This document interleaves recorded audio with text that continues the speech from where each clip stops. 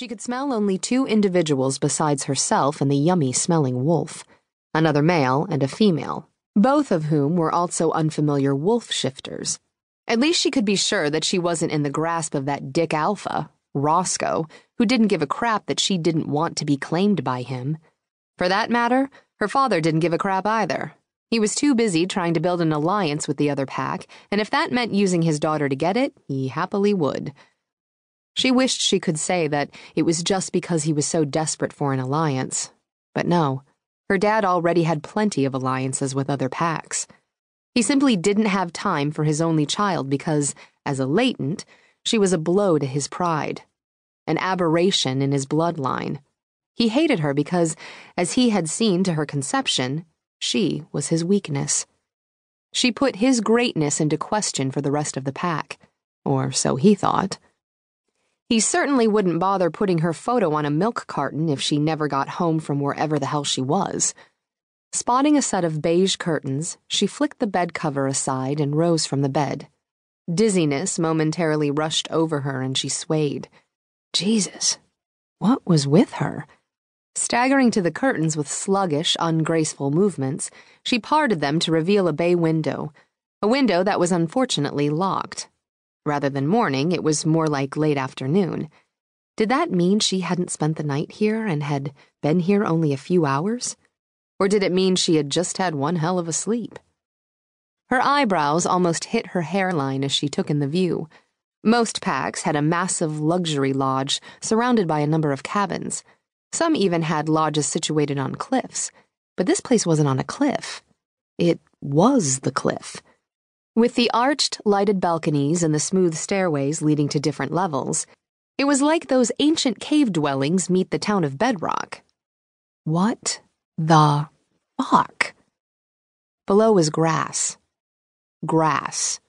More grass. A huge forest. So from what she could tell, she was in some kind of huge cave system in the middle of no man's land. She had heard of caves being hollowed out and turned into homes or even hotels, but never had she expected they could be made to have such a warm contemporary look. Something told her she was still in California somewhere, but she had a feeling the cab ride home was going to be expensive. Good thing her kidnapper was wealthy, especially since there didn't seem to be any sign of her purse anywhere. If this was all a joke, she so didn't get it. Smoothing out the bane of her existence that couldn't seem to decide what shade of blonde it wanted to be, she headed for the door on shaky legs. She might have been cautious if she wasn't so annoyed, woozy, and confused.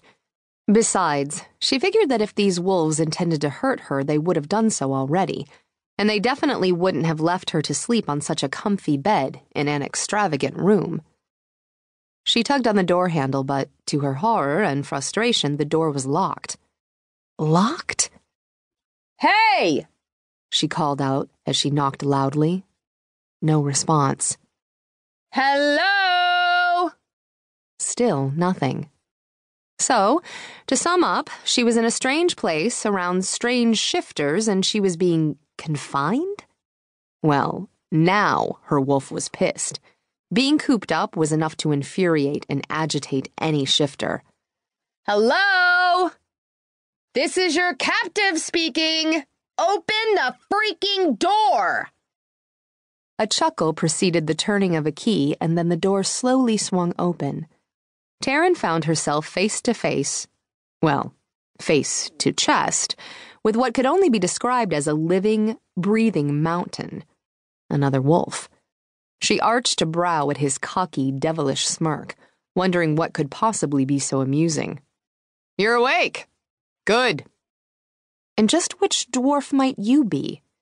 No, it wasn't a good time to make jokes, but she was a sarcastic bitch, and when she was pissed off, the sarcasm took on a life of its own.